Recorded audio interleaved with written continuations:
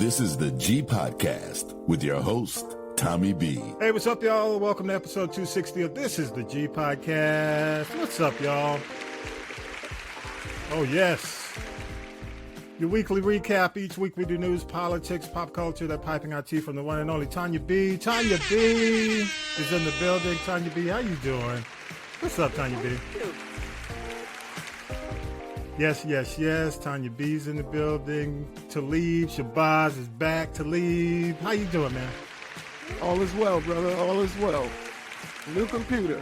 Feeling real good. Uh-oh. Yes. I know about the bricks. I got several of them around here. Can't even turn them on. There you go. Hey, what's up, CC? We love you, CC. Country commentator. Fire's back in the building. How you doing, man? I am well rested. I am over the Mardi Gras. Fine. Hey, I hear you, because last week it was kicking your ass. No lie. Yo, that's the only problem, man, the recovery time. That's the only problem about getting old, man. That's it, man. Stay old. You used to be able to, when you were young, you could get stuff done and then pass out. Right. Oh, yeah. Now you just pass out while you're trying to get it done. That's the difference. Yeah. But next time I'm gonna take 2 days off instead of 1 day off. There you go. All right. You gotta get them, man. I'm your host, Tommy B, the proud Grady baby in the building. What's up, y'all? And, before we get started, man, I do have to say this, because as we take eyes to the skies, and I hate this time of the year, because every year we're talking about these storms that come through, man. It's the plague of living, the downside of living in the Southeast, man. And, my prayers to my folks to the West already as we tape on Saturday, Texas, Missouri, some hard-hit areas, man. What you saying, Tanya B? No, just that I was reading, I saw on the news, just like you were saying, and we can expect wind gusts up to 70 miles per hour. There are dust storms, wildfires like the ones in California, tornadoes, and hailstorms, and they are headed to the east, more so the southeast, as they come through Mississippi, Alabama. So allegedly by tonight, between 8 and 10 o'clock, the metro Atlanta area is going to get hit, and it may continue on up the eastern seaboard. So everybody hunker down. If you don't have it, you better go hurry up and go get it if you can find it. Hey, I'm getting prayed up, man, because, with us where we are, it's always overnight. I'm like, damn, not at night, because you can't see anything. The sleep storms, yeah. Oh, my God. So, I will be up all night. So it's going to actually make it to Atlanta? Because I keep reading it's not going to make it this far. Oh, well, based on the intensity, won't make it this far. Mm-hmm. So you're looking at, some areas are going to be in that EF2 area, when you look at the scale of tornadoes, and, some areas are looking at high winds and hail. But Alabama's supposed to get hit pretty hard from here, though. Alabama does. Yeah, and I'm looking at also, if we look at Georgia, if you're on the west side. So if you're over the west Newnan, when, the Alabama-Georgia line, you're going to see it over near 85 and going up north. So hopefully, man, it's just hard to say, man, but the nighttime storms are the worst, and I'm going to be out. My prayers go out to all the folks who have been impacted and ahead of folks. But go ahead, Vi, go ahead. But President Cheeto, so climate change don't exist. Come on, man. When you start listening to President Cheeto, I know you mad at the Democrats. Hey, by the way, I got some exclusive audio. Mad ain't the word, brother. Mad ain't the word. Y'all want to hear? I've got some exclusive audio of Democrat responding to Schumer. And I'm gonna play it before we get in the news. Y'all want to hear a little bit? Let's see. Yeah. Here's some responses from the Democrats.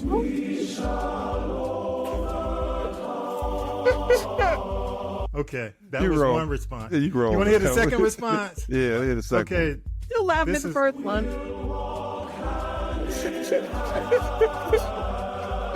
That was the second response. Let me see if I can find the third response from the Democrats. Yeah, there we go. They got it together. Come on now. Y'all give it up for the Democratic Party. Hell no. They got it together. I'm trying. There should be booze. There should be booze. Hey, I am trying not to cuss today. I'm trying. They got it together, y'all. Yeah, I'm trying. They got that, it together. Trying not to cuss yes. today. They got it together. Okay. All right, y'all. Let's go ahead. We'll do. I'm trying to be big. Hey, but let me at least say this. I am not GOP Steve. I am not GOP Stephen A. I'm not. Oh, please. I am truly somebody who just wants the party to do better. But I'm going to say this before we go into the news, because we are going to do the political roundtable toward the end. I just see a splintering going on. I think this whole Bernie movement, what you're seeing with Jasmine Crockett and what you're seeing with AOC. I mean, I really and truly see some true fracturing and some separating going on right now. Some true stuff, and maybe it's good. I think it's good for the party. We can't be in lockstep right now. All right, that right. All right, y'all. Yeah. Let's go ahead and do news with Syracuse. Mike, we'll come back right after this. Here we go. News team, assemble! It's time for the Week in News with Syracuse Mike. Are you expecting a recession this year? I hate to predict things like that. There is a period of transition because what we're doing is very big. That comment Sunday to Maria Bartiromo on Fox News. The S&P 500 fell 2.7%, and the blue chip Dow lost 2%, or 890 points Monday. What's driving this is a lot of concern, the back and forth on tariffs, and a trade war which could have a big impact on the price of everything from groceries to automobiles in the U.S. A mass layoff has hit the U.S. Department of Education. More than 1,300 employees were let go in one day. President Trump has repeatedly said that he wants to shut the agency down. An email was delivered to staff after many had left for the day on Tuesday. The Education Department started with 4,133 staff at the beginning of the year and now operates with an estimated 2,100 employees. The Civil Rights Enforcement Division has been hit hard as well. Regional offices in New York, San Francisco, and Boston have either closed or now operate with a skeleton staff. A California federal judge has ordered 6 federal agencies to reinstate thousands of probationary employees who were fired as part of a purge by President Trump's administration. The judge said the firings were a sham and that the government lied to the workers about why they were being let go. U.S. District Judge William Alsup said the following agencies have to bring back the dismissed workers. They are the Department of Agriculture, the Department of Defense, the Department of Energy, plus the Interior Department, Veterans Affairs, and the Treasury Department. The White House called the judge's decision absurd and said they will fight back. The market took another dive Thursday. The Dow lost 537 points, and the S&P 500 hit the correction level, meaning it is now down by at least 10%. This all happening on the same day that President Trump threatened a 200% tariff on wine and champagne from European Union countries. In a post on his Truth Social platform, Mr. Trump said this move was a retaliation for a, quote, nasty 50% levy on American bourbon whiskey planned by the EU. It looks like there won't be a government shutdown. Late in the day, Thursday, Democratic Senate Minority Leader Chuck Schumer decided to back a plan to prevent the shutdown. Several other Democrats joined him in pushing through the spending bill. Despite objections from other Democrats, Schumer says, a shutdown would give Donald Trump and Elon Musk carte blanche to destroy vital government services at a significantly faster rate than they can right now. Earlier, Republicans in the House passed a 6-month stopgap measure to keep the government open. Yeah, hey, but I got to say this, y'all. Shit, they already got carte blanche. So right. It's like, how much more faster can they dismantle things than they are now? I mean, I do want to talk about the whole Chuck Schumer thing and leadership in the political roundtable, but I'll just start off by saying he mentioned that it's not a good look for him, and he's absolutely right. It's a horrible look for him. And candidly, we were just having the conversation off mic before we got the show started. I do see a significant fracturing happening with the party, with the Democratic Party. And quite frankly, I think there needs to be. When you look at the Bernie movement that's going on, when you look at the momentum and the feedback that Jasmine Crockett's getting, when you look at the feedback that AOC is getting, I truly believe if anything, the younger, Bernie still has a pretty young following. Mm-hmm. I believe that the younger part of the party is rising up, and I think it's time to rise up. They need to. And I hope so. I hope they do. What do you say, Tanya B? No, they need to, and no tea, no shade to Mama Maxine Waters and some of the others.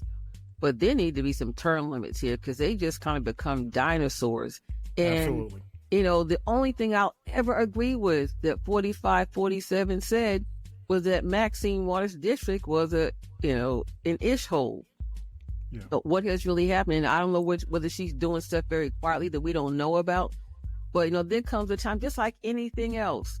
You can look at music, you can look at politics, you can look at science, you can look at almost every faction. You look at anything in the media, every now and then you need to have a changing of the guard. There will be some that can keep up. But I don't even know if Chuck Schumer really cares because he's worth so much money.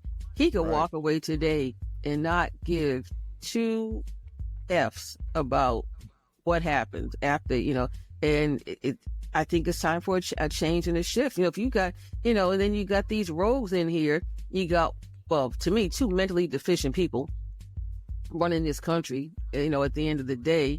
And, when Wall Street goes down, I know Syracuse Mike mentioned it, but I think I sent it to you in the last 2 or 3 weeks, it's down $5 trillion, Yeah. And all of these so-called tariffs, well, I know we'll get to this later, but it's going to cause this country to collapse. And later on, I will tell you why. Yeah. Well, you're looking at just this week alone, and I didn't even include, because just to include all the different times that the stock market dipped in 1 week, it would have extended the news out maybe about 5-6 minutes. And we're talking about 4 or 5 times that the stock market had a dip. Now it's at a correction point, which means it's 10% down. So we're looking at where it is now it is a correction versus where it had been at record highs. The other thing, and I just want to mention these, the problem I have, again, of course, there was going to be a point when the Republicans were going to, quote unquote, right-size government. We knew that was going to come eventually, okay, because they've been trying to do this forever, and but to be selling Teslas on the White House lawn just speaks to me and says again, we got the wrong people doing it. You know what I mean? The craziness of you trying to help this guy who owns a company and you trying to help his company succeed in the midst of all the craziness that he's doing that truly isn't, there aren't true numbers to show that all the cuts have benefited the deficit or fixed. It's not. The economics of the U.S., it's concerning. Again, it's not. When you talk about all the layoffs, you talk about now they're going after the Department of Education, potentially closing it down. It's not all about what you're attempting to do. It's how you're doing it and the people who are doing it. And there's no transparency. You got any thoughts on that, Talib? You took off. What are your thoughts?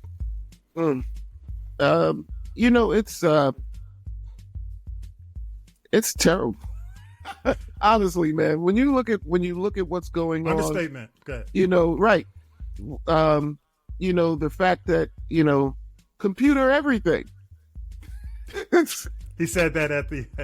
Hey, you know what? I come from radio, so what it looked like to me, we do these remotes. Yeah, it was like a radio remote. He had the tent out there and everything. You know what I mean? I'm looking for the hot dogs and the clowns and the popcorn. I'm looking. It was truly like giving away T-shirts. Exactly. Yeah. But see, what's even worse is he's giving away data. You've got a man whose number one money making or one of his biggest money sources is data, and you're turning over a database of every American for the last 150 years. This is how he even came to the whole, there was somebody in there that's 150 years old and getting Social Security. No, this has a record that goes back so that you can see someone who was 150 years old who was getting Social Security. So why are you turning over all of these tech people to the biggest database that we have, which is our, you know what I mean? Social Security system, Treasury Department, it's just like, it just doesn't make logical sense. Well, let me ask you this. Have you even thought about the fact that what if the relationship ends? And it will. Oh, it's going to. Right. That's my whole thing. If this thing, which eventually it will, goes south, how can we trust that the information he already has won't be used, my favorite word in this administration, nefariously? How can we trust that it won't be misused? Well, because he's not a guy who is tied to continue as a government official. He'll be in the public sector. Right. He's not because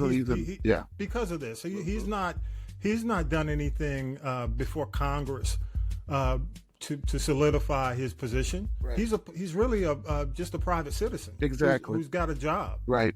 And it's funny because now that somebody had posted on one of the social media sites President Obama's speech where he was talking about his version of the government efficiency, and even just him talking about it, again, is there something wrong with what they want to achieve?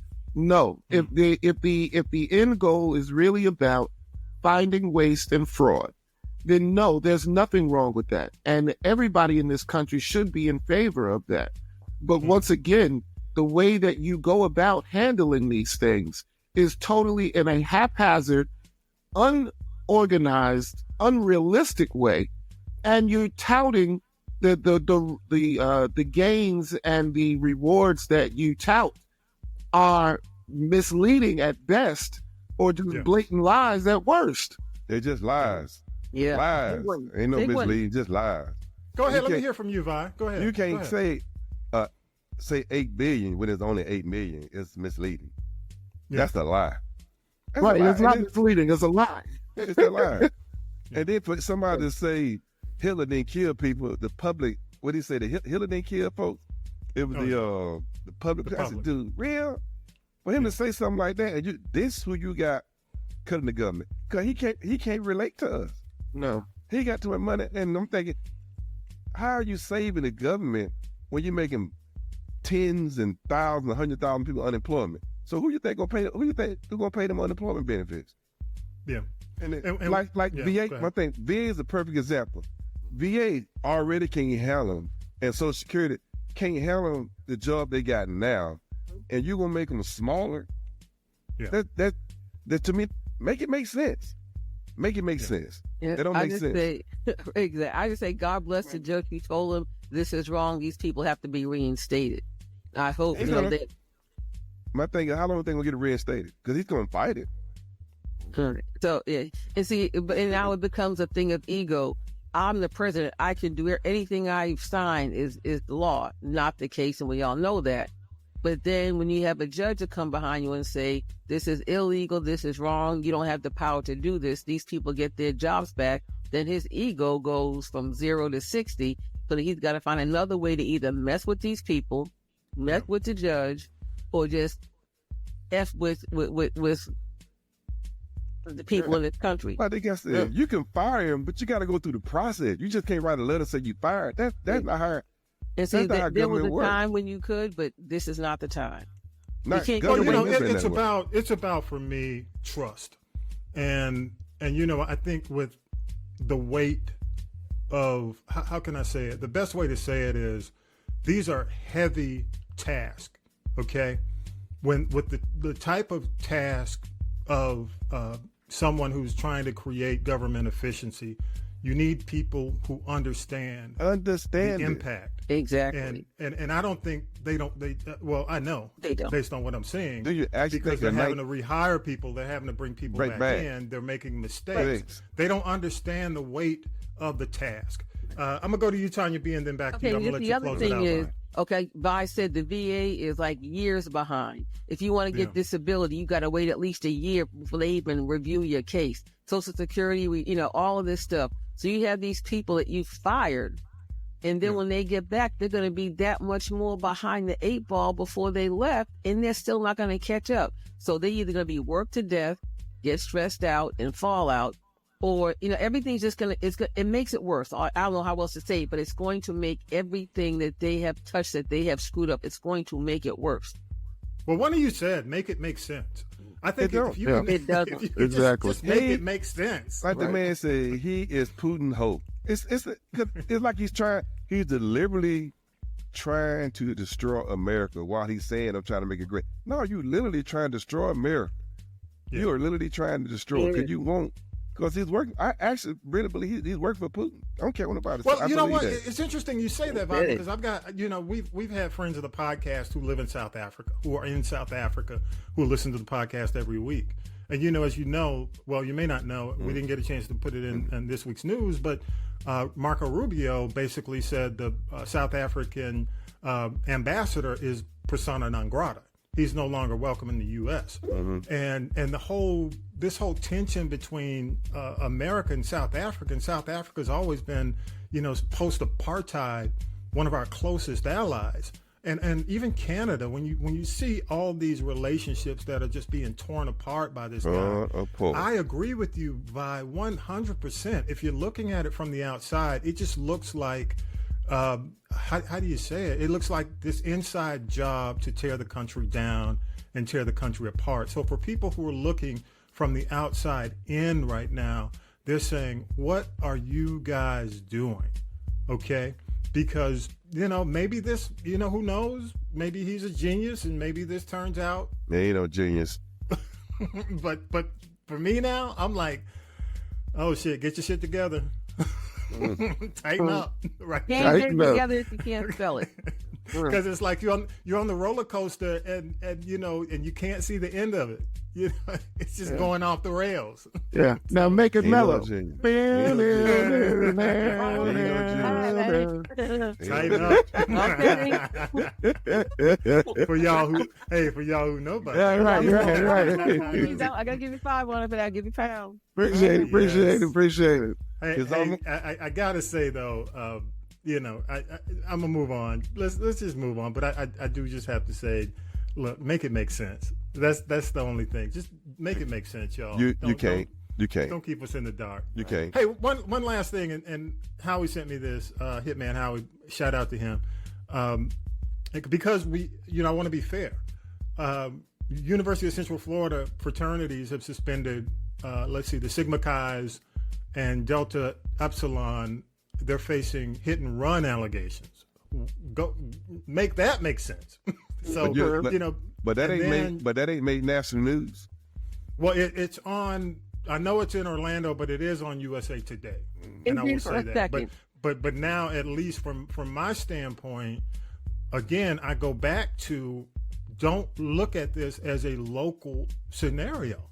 Hit the Sigma Chi's, Delta Upsilon, go after them on a national level. Yeah. Because this kind of shit does not need to be happening. And then you look at Phi Gamma Delta on the same campus. They were suspended for being anti-Semitic. Mm-hmm.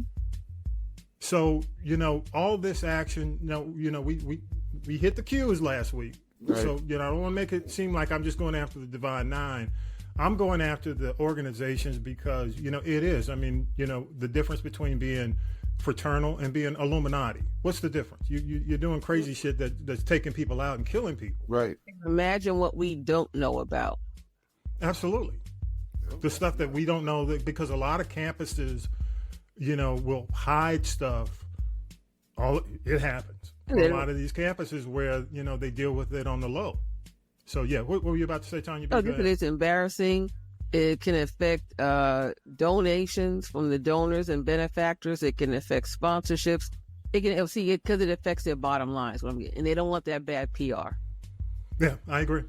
I don't know. I don't know if I missed anything, but we can come back to it at the end of the show and get into the political roundtable because so much has happened on the political side. You got that right. We're about to do tea, Tanya B, but before we do tea, I want to play this clip before we do tea and talk about this going into tea. Here we go.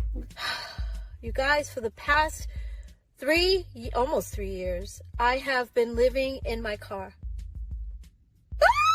I said it. Oh my God, it's out. I've been living in my car. Oh my gosh. If you remember, if you guys were with me, in 2020, I did like 105,000 interviews. And in the interim, I was living with my parents in Vegas. And that was wonderful until it wasn't. I love my mom, but she became very angry. And a lot of her anger, she was taking out on me, and I was her target all the time. And I was like, I can't deal with this. Like, I respect her too much. Let me get out of here. And I was sleeping in my car for maybe about a month in Vegas. And then the guy that was co-managing me at the time was living in LA, and he said, you need to come back to LA. Okay. And he said that I could stay with him. And so I was like, okay. He's like, I don't have a lot of room, but I'll make room for you. And then when I got to his place, he actually didn't have room for me. So it turned into, okay, well, I'm going to put you in a hotel for the night. And that one night turned into 8 months. Oh my God, you guys. Because every apartment that I looked at, every single time I looked at a place, I would call him and I'm like, okay, can you meet me here? I would tell him ahead of time, of course. And then he wouldn't meet me there, and so I would take video and send it to him. And he's like, no, oh my God, this neighborhood, I hate it. I mean, I felt like he was playing games, and I knew he was playing games, and I wasn't the one. I'm like, come on, I'm trying to make this easier on you because financially, I know it's got to be hard. You're paying your rent and you're paying my hotel. His apartment was $1,700 a month. And then my hotel was over $3,000. Yep. So, and I was always stressed every week because he would pay weekly for the hotel. So every week I was like, oh my God, can you afford it? Are you okay? And he's like, no, I can't, but I'm getting it together. What? You're the one who said to go to the hotel, and you're not approving any of the apartments. Like, it would be so much cheaper to just get me into an apartment. Like, what's the problem? Let's go ahead and do this. Now then, children, it's time for tea. It's tea time, y'all. Sipping the tea with Tanya B. All right, so for y'all doing audio, that was Dawn Robinson, formerly of En Vogue, and Lucy Pearl, solo. And, well, you heard it. Tanya B, make it make sense. Dawn needs to get out of her own way. Dawn needs to get off the ego trip. That is her problem. As she's a victim, it's always something that somebody else did to her. How about she get up off your ass like you were doing before you got in En Vogue?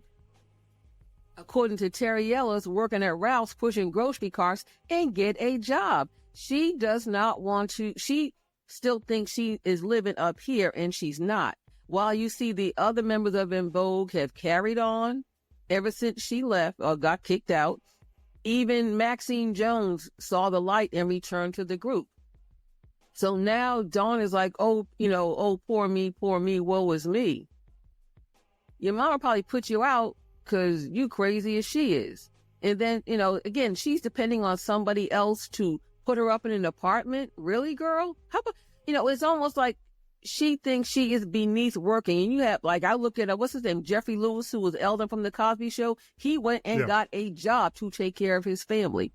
Trader Joe's. Yeah, the young man that played the nephew, Jeremy Suarez, that was on the Bernie Mac show. He said after it was over, he went and got a job in construction.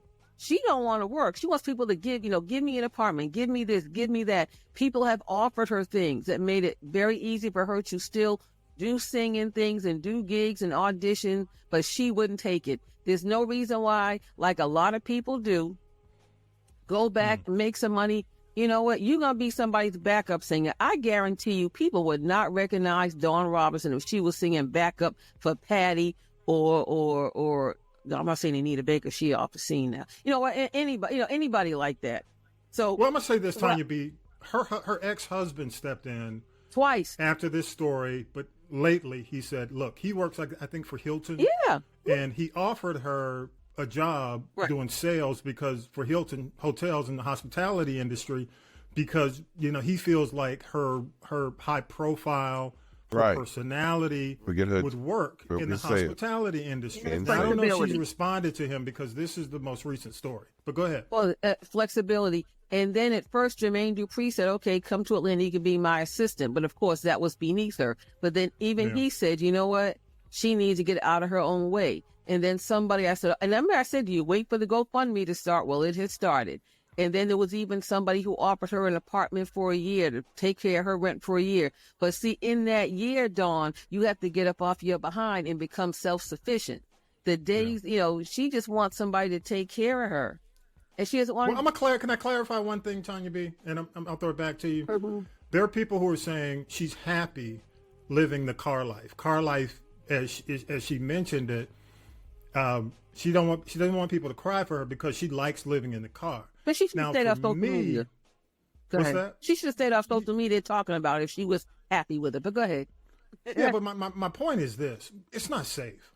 I can see you got if you've got an RV. What is it? The Mercedes, the one. Well, unfortunately, the one where Angie Stone passed in. One of those large, the Sprinter. Yeah, the Sprinter vans. You can live. You can self-sustain in something like this. My big recommendation for her, if she likes living in a car, go live in a tiny house. That's my first recommend. When I heard her talking about that, I'm like, girl, get out the car. Because first of all, you got carbon monoxide issues that could occur if you're trying to stay heated, or the car is running, or it's trying to stay cool. It's not safe. Go get a tiny house. You can get under 1,000 square feet. Look at HGTV. People are living in these things. So my biggest thing is, if you can get the land, which people have land everywhere, somebody's willing to support you on the land side, buy the land, get a tiny house, and be happy, but not in the car. And I love En Vogue. I'm just going to say, Terry, Maxine, Cindy, and Dawn, those are my girls back in the day. En Vogue, big fan. Yeah, En Vogue. They have to keep working because they didn't write all the songs. Right. Most of the stuff was Foster and McElroy. Yeah. They did most of the stuff. They didn't write the songs. It's just like, they were almost like American Idol when it came down to choosing the four girls. Right. Yeah, they were manufactured. You're right. They were manufactured, but God, what chemistry. When you think about the 90s and you think about girl groups, En Vogue was like the creme de la creme. You just hate to see it go out like this. I do, because I was a huge fan. When Hold On came on and that video, I was like, almost choked. Remember when they like, pushed the envelope with Free Your Mind? But again, the thing is, Terry Ellis and Cindy Herron, they figured out the business part of it. I think that this woman was just there for the show part of it. You can't work, you can't live off a show. Yeah, it's sad, but in groups like that, it's kind of like the Temptations. Otis, they ain't come here for you, Otis. Who was that, David Ruffin? Otis kept it together. What's the line? What's the line? Ain't nobody come to see you, Otis. They're not coming to see you, Otis. But wait. She got the David Ruffin syndrome. Right, but look what happened to the person. Was it David? It David? Look at the person that said that. Mm. Look at the person who said that. Yeah, so now, and honestly, I might have some empathy for her, and it's not much, because she has not learned to, in the words of Shaka Khan, get out of her own way. Now, Mary J. Blige even said after her divorce that she didn't have a home, but she hadn't fractured all her relationships, so she had somebody who took her in and gave her a room in their home until she could get back on her feet. She was not beneath doing that, but apparently old girl is. Well, she has become Eddie from the 5 Heartbeats. Yeah. It's like this, I wish. She is, you know what's funny? When you burn that many bridges in the business, and tell me I'm sure you'll agree. What's his name, Eddie Kane? The circle's gotten smaller and smaller every day. And don't think that I'd like to hear the people, I shouldn't say I'd like to hear. She just needs to get out of her own way. And at the end of the day, let's call a thing a thing. But when people want to help you and you don't want help, then you don't want to help yourself. I think people are going to get over this very quickly. And when they see the covers pulled back from this whole thing and see what it really is, that, her 15 minutes or her 7 days in the news cycle will end sooner than later. I'm not trying. All right, last word. I'm gonna give last word to Vi, and you got other stories. Oh, we and have to talk leave. about. Go ahead. But when you listen to it, I'm going, what are you saying? He was trying to get your apartment. I'm going, what were you doing all this time? Nothing. I mean, he was trying to get some. Why you got this grown man put you up in a hotel trying to find your apartment? You can't find your own stuff? Come on, man. He had an underlying purpose, it seemed like to me. And it's hard. Talib, I'm going to give you last word, Talib. Okay. Vi, did you finish? She don't have any kids, do she? Not to live in a car. No, I'm saying it's just her. How hard is it, the kind of talent she got to take care of herself? That's what I'm saying. She could have been in Vegas singing in a lounge. She could have been somebody's backup singer and made like Lisa Fisher money. Talib, I'd love to hear what you have to say. Yeah, go ahead, Talib. Well, Dawn is always my favorite anyway. You know what I mean? Cindy was hot. Maxie, Terry's like little sister. You know what I mean? Sister, the girl next door. But Dawn was that, like something about her was always just like, oh. But you know what I've found, working in the industry for as long as I have, is that there are some artists who feel that the talent that they possess is what's supposed to pay them, and anything else is beneath them. You know what I mean? I don't know if that is necessarily the case with her. I've never had conversations with Dawn or anything like that. But, you know, in doing my work as road manager, when I was doing road work with Cut Close, you know, if we would do shows with Invo, and I'd see the new version, you know what I mean? And it was, you know, and I'm like, there is no reason why you as an artist cannot find some kind of work in the field with using your talent, you know. I can understand you not wanting to become a waitress, you know, but to do sales for a hospitality company, you know, in a hospitality type role, I mean, that sales is everything. You know what I mean? Mm-hmm. So sales is the lifeblood of any company. So if you've got an angle, and you've like got hers, the credibility, you've got the face value, you've got the name brand value, you still have talent, you can do other things that will put you back to where you're supposed to be. So, you know,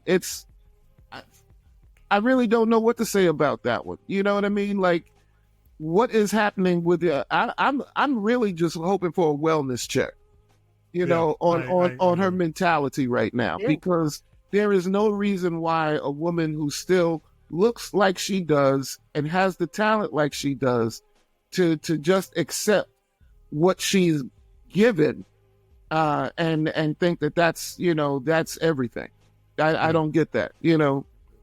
All right. Go ahead. Tanya B. What you got next? What's next? Okay. What's next is, I'll do this and I'll get to the real thing. You know, this whole thing in the news cycle this week with Wendy Williams. You know, she's making the talk show rounds via phone, Good Day New York, The View, The Breakfast Club, and some others. And in one of the interviews, I heard her say that she only wanted guardianship to protect her money. And she didn't do, I guess, the rest of the homework to know what else our guardianship actually encompasses. So, you know, the son was taking money. Her care is expensive. It's very expensive. I heard it's like $18,000 a month. Okay. Wow. So you got all this money going out. I don't know what you've got coming in. I'm just going to assume that she still has benefits from AFTRA, from being on television and radio. Then you've got, you know, this guardianship person, as she calls her, who every time Wendy makes a statement, she'll come back and refute it. You've got the judge who told Wendy, don't talk to the media. Wendy did. The judge is threatening to put more restrictions on what's going on. Then you've got, you know, the situation with her going out to dinner with the niece in the facility, called the cops on her. And, you know, and from everything I've heard, she seems to be clear of mind now that the alcohol is not, you know, the driving force in her drugs and alcohol. Yeah. So I was trying to be nice, but yes. You know, so she seems, truth. But then she was in one facility that had a restaurant, that had a bar in it. Why she was there remains to be seen. And she fell off the wagon and she had some alcohol. She took that test. It was 10 questions like, who's the president? What's your name? When were you born? How that defines someone's mental competency remains to be seen. But I agree with her that she needs to go see a doctor. She's got, the lymphedema. She's got the thyroid issues.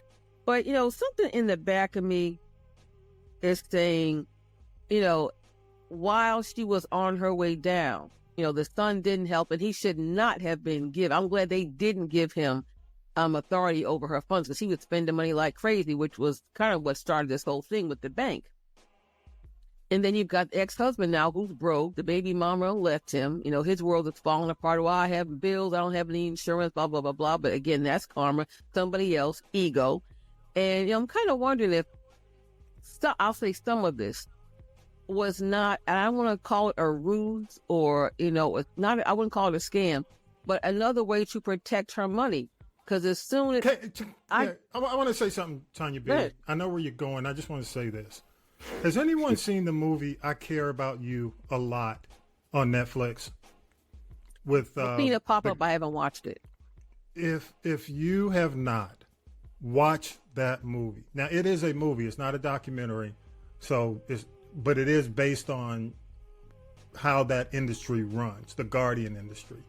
And Peter Dinklage, from that Game show, of Thrones, HBO, yeah. He's a little guy, Bottom line is, this woman has a guardianship company where she targets people. Okay, when she takes over people's lives to the point where they can do nothing, and she takes their money, she bleeds them. When I mean financially, sells their homes, their assets, blah blah blah. When she's done with them, throws them away. She throws them away. If you watch that movie, it and I'm not saying that's fiction, but when you watch that movie, you see the potential wrongdoings that could play into a guardianship that's not on the up and up.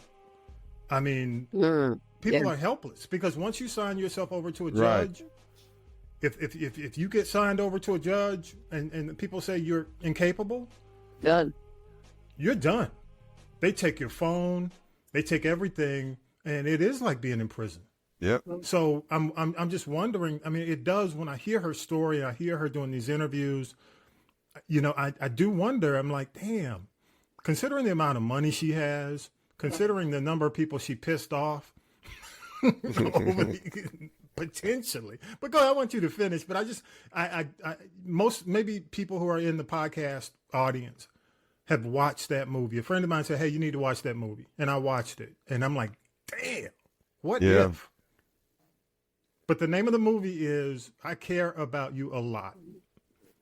And it's I forgot the name of the actress. When you see her face, you'll know. But you see what she does? I'm like, oh, shit, Wendy, you in trouble. Molly, you in danger, girl. Yeah, because it's based on fact. How do you think about that? Yeah. And again, on all these years that she's been locked up in these, she goes these high-end prison facilities, has she even had the opportunity to look at a bank balance and to see where her money's going? I said, money's going out, nothing's coming in. I just really hope when this is all said and done and the smoke clears and settles that she's not broke.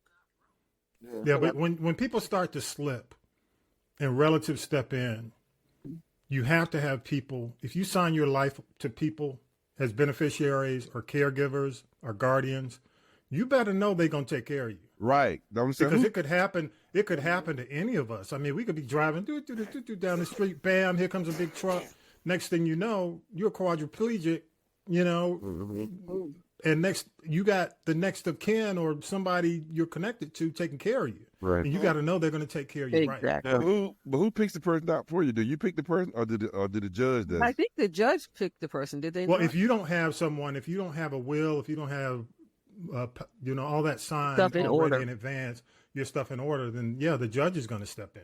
And who's to say this judge who keeps threatening, putting out these threats against Wendy is not connected to this conservative woman, Guardianship. I mean, look, I'm telling y'all, I ask y'all, if you got some time, check out the movie. Let me know. Give me your feedback. I'm going to throw it back to you, Tanya B. I'm going on your stuff. But my thing also is, as soon as there is an inkling of there being one nickel available, I'm telling you, her broke down ex-husband is going to come back looking for money because he tried to get it from a judge twice and the judge said, go away. You're not getting anything else. And at the end of the day, I wouldn't condone what this guardianship person has done, but I still have a little feeling there's a little tea in here that they're trying to keep the ex-husband from trying to come back and get any more money from her. Because, don't forget, she gave him $10 million. He pissed it all away.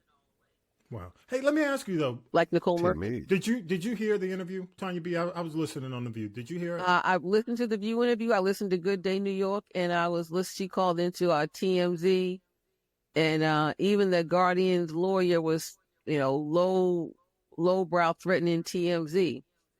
Yeah. About even talking to Wendy, but everything she's done in the Breakfast Club too was her second or third time on the Breakfast Club, but everything she's doing by phone and with the help of this woman who's like a caregiver, I forgot her name. She's a caregiver advocate trying to help Wendy get up from under this. But do you think she sounds stable to me? I mean, outside of the fact that I don't see her doing a show. No, she sounds I don't think she's stable enough to do a show, but she sounds like Wendy. Kind of sounds. Yeah, and then like, I think what she could probably do, should she get to the point where, she's going to have to, I guess, go back to work in some capacity. She may do a podcast, but it shouldn't be anything visual. Yeah. Look, because she's still riding on the scooter. She still has the issues, with her stability and walking from the lymphedema. She hadn't been getting treatment for that either. Yeah, true. All right, what else you got? Okay, I'll be real quick with this. Puffy's back in court this morning to answer new sex trafficking charges. Of course, he's always innocent. The opening statements, I'm surprised that they have not delayed it. The opening statements for the trial begin on May the 12th.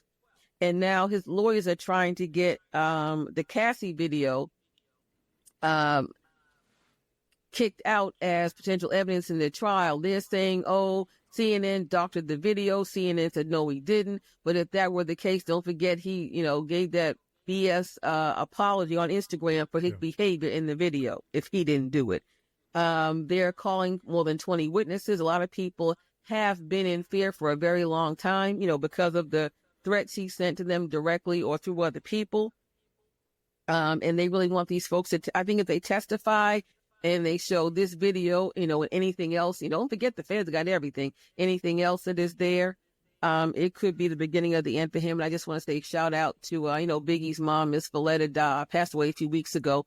But I do believe that she had all of her affairs in order so that Puffy could not get a hand on anything because Biggie's catalog just sold for $150 million. Yeah. And I believe that's going to go to his son, Christopher Jr., and the daughter that he had before he married Faith. Those are the next of kin for him. Because Miss Wallace said she wanted to smack Puffy in the mouth, and I don't blame her. Yeah, I hear you. Lastly, let's talk about the homegoing of Angie Stone. I do know some people that went to it. It's on YouTube if you want to look at it. It's almost 3.5 hours long. But one of the clips that seems to be going viral is the clip of Tyler Perry speaking about how he was mad for the way that Angie was treated. She did help a lot of people who never really publicly even gave her a 1 on it, never mind a 5 on it. And a lot of people used her, including Clive Davis. I would just say, if you want to know the story of what she went through, she put out a song about 4 months ago with her son and daughter called Industry. And she said that she wants to teach her children about, this industry. And, it just says, she's like, you got this, you got that, you got that. You got no more money left. Did you keep did you pay yourself, keep your eyes on everything? And, there was this big lawsuit she was filing because she hadn't been paid royalties for 20 years. And it's a shame that it took this long to get to that point. But again, she came to the industry as a teenager. People, you had no guidance. You had, people saying, oh, sign or we'll get somebody else to replace you and we can get another you anywhere. Just sign right here. And there's a great story of Grandmaster Flash when Sugar Hill Records, where Angie was as well, came to Grandmaster Flash and the Furious Five with that deal. They were so hungry. Flash said, wait a minute, shouldn't we get an attorney to look at this? And they were like, no, man. And then they were like, oh, we can replace you. We can get somebody else. And he said that was one of the worst things he ever did. And that's why he separated from the Not So Furious Five. And you look at, again, he was the one that asked the questions, and you look at where the rest of them that are still alive, those of the Furious Five that are alive, and you look what Flash is doing. He's a global cultural icon. Yeah, you know? So true. I mean, you got so many, and you know, we've gone through it talking about, well, on the political side, there's so much talk about paying performers, you know, from the pool of money that typically would go to just the songwriters. Okay. Sure. And, you know, there's that big controversy that eventually, I mean, that if radio had to do that it would hurt a lot of smaller market radio companies. But I think eventually, when the more these situations come about, there's going to probably have to be a revisit of that conversation again, because there's so many artists out there who basically perform to live. When they cannot no longer perform, there's no longer any money. And there was this big thing about how Tribe Called Quest didn't get paid for, that they sampled Lou Reed while Take a Walk on the Wild Side. Yeah. They didn't get paid because they used this man's music and he owned the publishing to it. So no, they didn't get paid. But every time they performed that so they could feed their families, yes, Lou Reed did get paid. That's the part of the business that people still to this day don't know about when it comes down to sampling. No, Lou Reed, honestly, Lou Reed had no obligation to pay them anything. He could have if he wanted to, you know, and, you know, and all these things, you know, when you learn the business, that's where the money is made off the stage, not on it.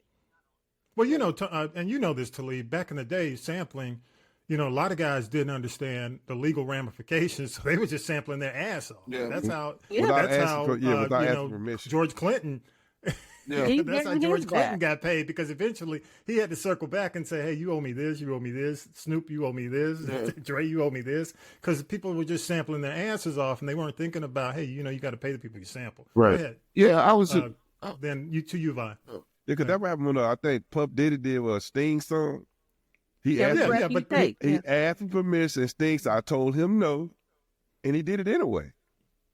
So now he said, not Puff. I don't think Puff would get any money off that song. You got to pay me every breath you take. Except at the Grammys when he bought him on stage when Sting came out. I'm sure he had to pay for Sting that. was probably getting paid. He was getting paid. But go ahead, Talib, and we'll wrap it. But if the man tells you no and you do it anyway, that's on you. That's on you. Well, you know, I will say this, in terms of the rap world, you know, when the sampling really first started, we know why that was. It's because we were using break beats for years, you know, and that was just, you know, the whole live performance, DJ catching breaks type of thing. But in those early days of the samples, when the industry started to really retaliate, it was really ugly, you know, as opposed to it being a scenario where, hey, look, you got to understand how things work. So there is a difference between mechanicals and interpolations and how things need to go. It was really just, fuck those guys, you know, let's get this money. And that Lou Reed, you know, unfortunately, you know, for him to take 100% of the publishing of that song, see, you know, that was a lot. That is a lot. However, you know, but let's look at the flip side of that coin. You know, using a sample gives you instant ear familiarity, not to mention that was a hit record. You know what I mean? It wasn't just an obscure thing. It was a smash record for Lou Reed. So, and one of his signatures.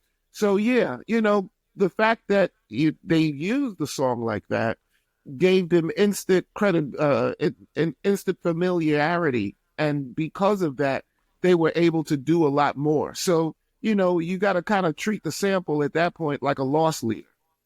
Yeah, and I'm gonna say this, and Tanya B, I'll throw it back to you if you got any more stories.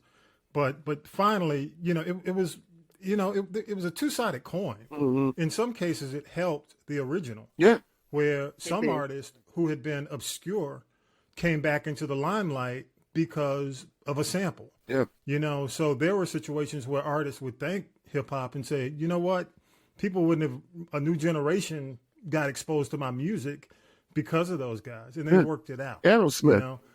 Yeah, absolutely. Yeah. Without Walk This Way, by Run DMC, hey, know, Aerosmith's career wouldn't have, been rejuvenated. Go back to you, Tanya B. So we can wrap it up. I know I'm wrapping up. They were a lot more. I would say, maybe I'm biased because I'm from Boston, where they're from. That was a lot more high profile. But then you take a song like I think it's called Rainwater or Waterfalls or not Rainforest, whatever that Jeff Lorber sample was. It was used for Crush on You.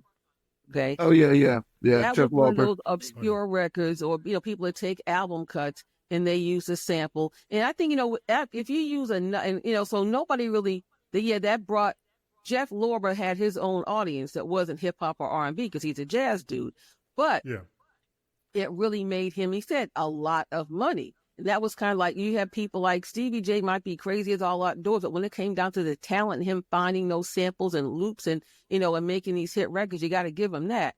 But for Jeff Lorber, it was a lot of extra money that came in a time when he needed it, but it wasn't as high profile as a Walk This Way.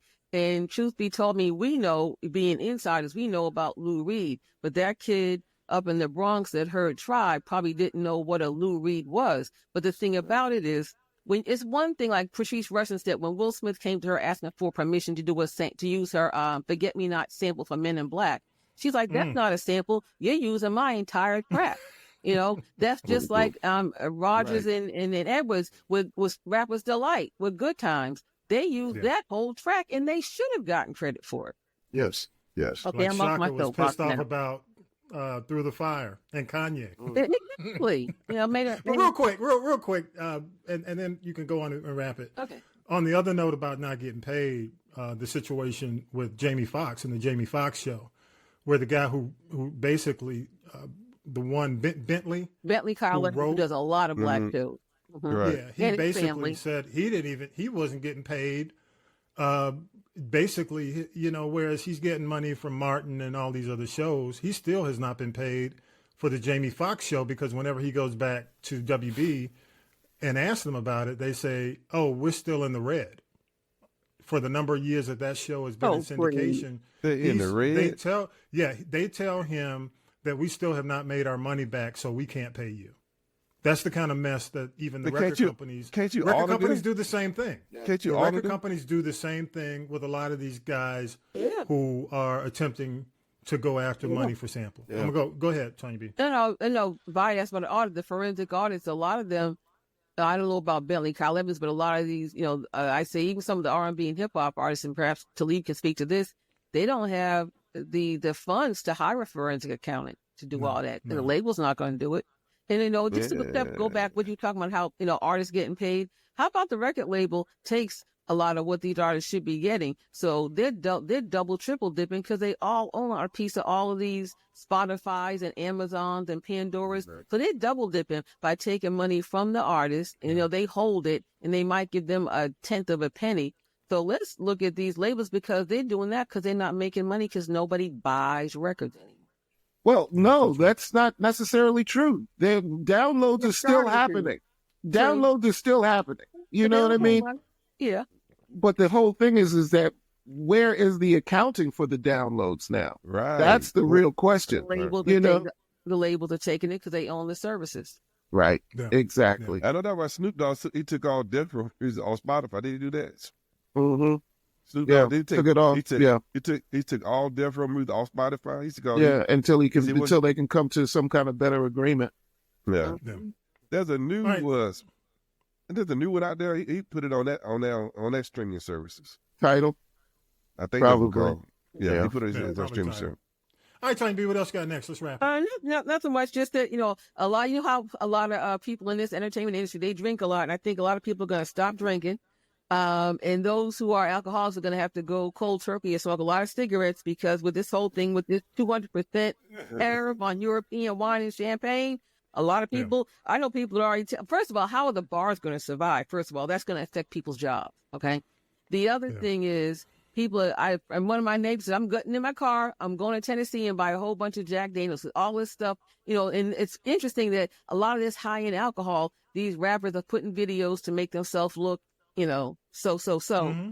And now they can't even afford to drink it. So, it's just like the price of eggs went down a little bit, but we can go to get tofu. there's going to be a whole part. Remember back in the day when it was illegal to make moonshine and corn liquor or whatever you call it? What do you call that stuff? Moonshine. Watch that make it come. It's going to make a comeback because people are not going to pay $300 for a $75 bottle. Well, maybe some people don't care, but a 200% tariff. You know, I'm living out here with the stills. Okay. I'm living out here with the stills. It's like remember on Andy Griffith how they had Otis the cattle drunk would go to this still and they had the sisters who said they had a magic flower. I'm not saying I'm going to the stills. I'm just saying. Just like, hey, forget about buying CBD oil and THC and weed. People are just going to start going drinking moonshine again. That's all. There's some moonshine. Hey, you see that mason jar? Get ready. There you go. I just picked up a half gallon. Where did you get yours? I'll hook you up, Tanya. I'll hook you up. My guy, he's a master. He's a master. They got some good flavors out there now. The moonshime man is the new weed man. I seen Vi with that mason jar. Here we go. All right. The Political Roundtable. Yeah. Vi, you still got hold up that mason jar, Vi. So we got a half gallon. Look, when I plug you with this spot, just think about it's all coming out of a space called the North Forsyth Brewing Company. NoFo. They call themselves NoFo. I'll leave it at that. NoFo. It's a legit thing. It's a legit thing. I'm not. I'm just. I was gonna say the revenue. I don't mess with the revenues. I already know. You started calling them, talking about them in the first place. But no, this is all legit. And the guy he's a master. Truly, he's award winning. It's incredible. Well, they need to give you an endorsement deal. Thank you very much. Yeah, we'll talk about that. We're in the midst. We're in the midst of Got to keep them vices rolling. All right, y'all. Hey, just real quick on the political roundtable. We already talked about this for the most part, but the Schumer thing. Schumer lets the Republicans off the hook again. And there are discussions about possibly having AOC primary him because he's the senator in her district. She's a part of the House. But folks are talking about her potentially running against him and primarying him. So I'll start with you, Talib, because you're a New Yorker, former New Yorker. What do you think? Should she do that? Should AOC primary Schumer? Somebody should. Somebody should, yes. Who exactly it will be, I do not know. But it's time for him to go. Listen, I keep hearing people talking about the uniparty. You know what I mean? And that's what this whole thing is looking to be right now. And if I don't mind the uniparty, but there needs to still be somebody else there who's going to represent what interest they do not. And it's obvious what they're not representing right now. So if it's AOC, if she really thinks she can be a senator, or she thinks she's got the backing for it, I say go for it. Otherwise, stay your ass right where you are and keep doing the job that you're doing because that's equally as important. Yeah, so true. Go ahead, Vi. I want Sebastian, unless she thinks she got to vote. I don't want her to be another Kamala. Right. Run and don't win, 'cause at least she's in the House. And then I know it just, I guess this is horrible. My thing is, I feel angry and I don't think, because I know a lot of those folks who getting fired, they voted for him. They voted for him. I guarantee I wouldn't be surprised if at least 75% of the folks who got fired voted for Trump. Yeah. Okay. But no. All right, go ahead, Tanya B. I say that's what you get. So you're saying AOC should primary? Oh no, I think she should, but you know what? I guess part of it also has to deal with if she challenges Schumer, then who will fill her current position as well? And that's my point. It is time for a changing of the guard. Like I said, no tea to Mama Maxine and Schumer and all of them that have been there for 99 years. Just like other jobs have term limits. Yeah. Term limits. And it's really concerning because we haven't felt the full impact of all this mishigas that's going on right now. And yes, some people may get their jobs back, but it's not going to be the same. I still predict that the economy is going to tank. 45, 47. Of course, he'll never admit that because he'll never take accountability for it. He'll try to blame it on Abraham Lincoln. He's going to blame it on Biden. Yeah, Biden, he'll go back Obama, to Lincoln, and Abraham Lincoln. to Washington, because Washington. Abraham Lincoln freed the slaves, shouldn't have done that. And I predict this whole thing with him and Putin is going to implode. The whole thing with him and Elon Musk is going to implode. And why that man and his son, who looks like he's about on the same intelligence level as him, what they're doing in Air Force One with our tax dollars, that's enough to piss you off right there too. So, one other thing, and I just say, just like I told Lucy McBath, don't do it, because it's almost like that. She would run and she would lose. Then her seat would be open, and then we'd be left vulnerable here in Georgia. Tiger Woods, you better be careful. We know he has a type. He likes European blonde women, but Vanessa Trump, he better be careful. Right. You know what? I got you. No, he wouldn't deserve whatever comes his way because you knew better. So, we wanted... look, we got to trade. Only person I trade him for is Stephen A. Smith. But you know what, Tiger? Retire. Right. It's time for you to sit down, retire, and just deal with it. I don't know how we got to Tiger, but I'll leave it at that. But you're right. I mean, really. Hey, my next thing, though, Atlanta Mayor Andre Dickens. And I know not everybody's from Atlanta who listens to the show, but Atlanta is a big, basically indicator in the Southeast and, influences a lot of what goes on around the country.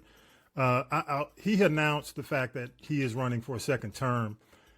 He's got a war chest, I think, of about $1.5 million. That's not a lot of money. High favorability numbers. And no one has stepped up to even announce that they're considering running. Should someone challenge him? Of course. I would like to see it, but nobody wants. That's a job nobody wants. So he'll probably be a shoo and he'll probably win again. That's a job nobody wants. And I'll go, Talib, you said. I mean, I've been impressed with Dre so far. You know what I mean? The guy shows up to places. He's, see, this is okay. Right now, I don't know if it's really his style or he's just got good people around him guiding him. But the man shows up at different places at different times. He's really giving that man of the people type of feel. And I can respect that. Second thing is that a lot of his programs, with the housing, the low-income housing and this, that, and the other, that is on a serious increase in the city of Atlanta.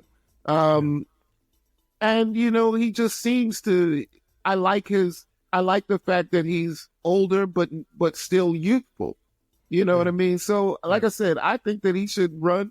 I definitely think that there should be some competition. You know what I mean? There should never be. Always, just to kind of. And to make sure that, it's a system of, we are supposed to have a trusting system of checks and balance. So let's keep that. Let's keep that going.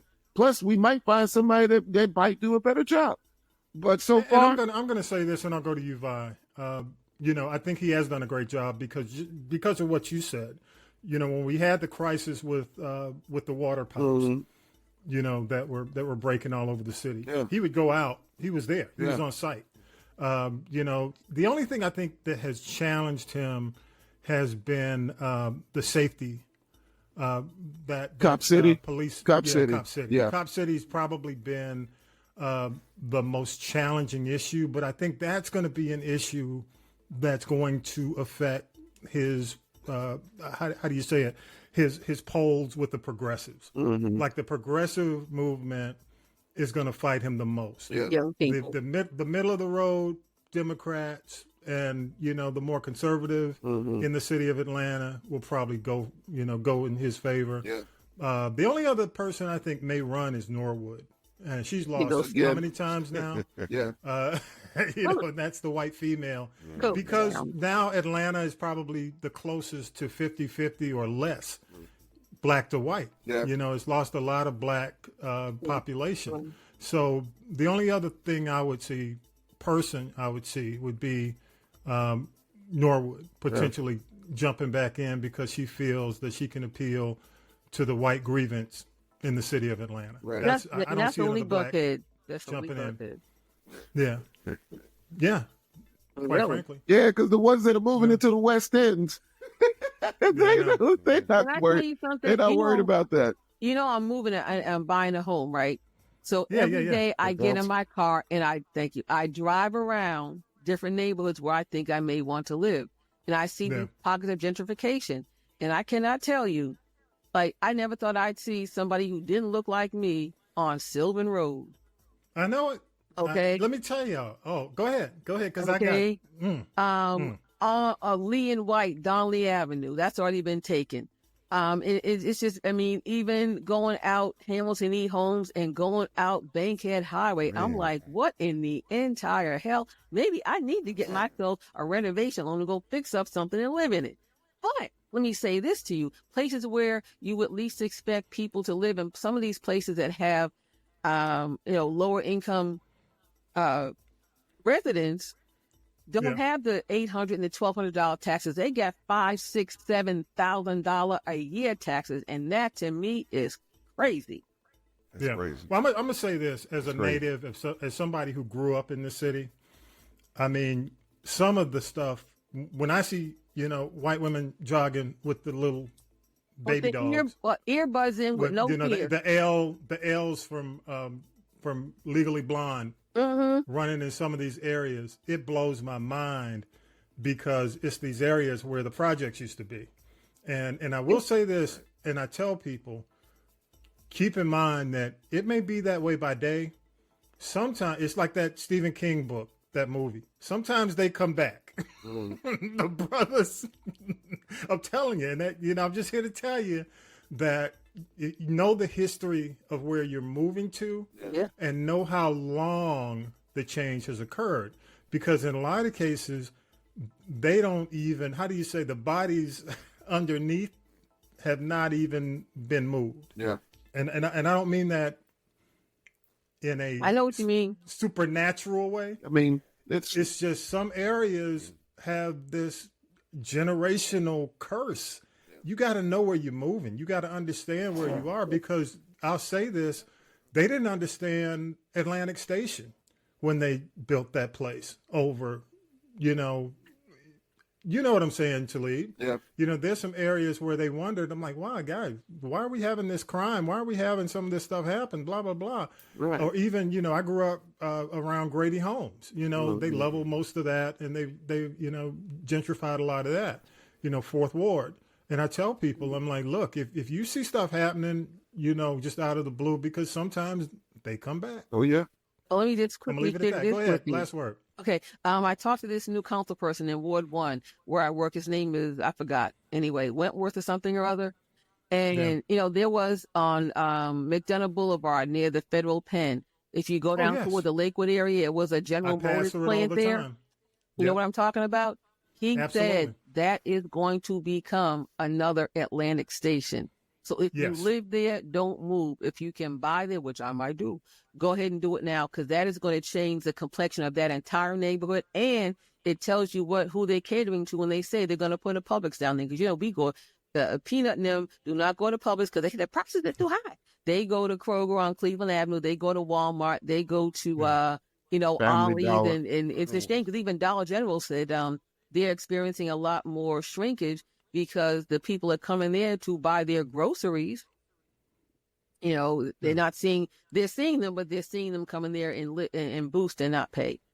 So imagine what's going to happen down there by the federal pen when that next door to that becomes Atlantic Station.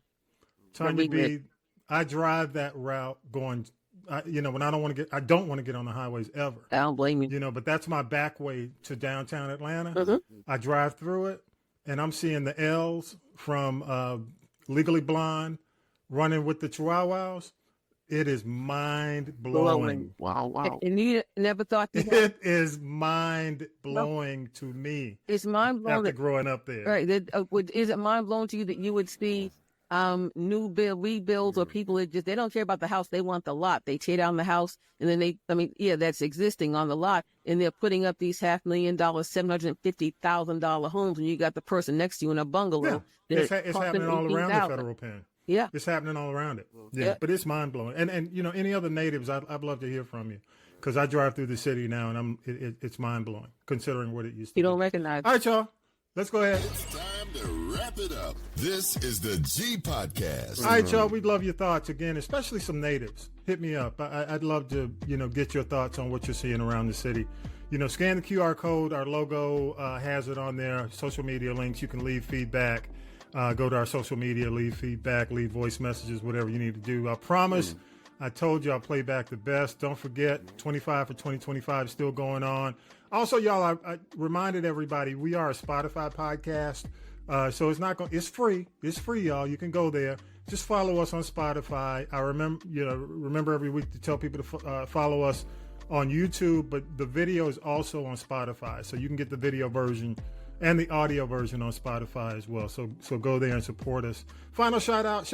I'll start with you, Talib. I just want to say rest in peace. 2025 has been taking out a lot of the greats, and just found out that on March 11th, reggae singer Coco T passed away. Wow.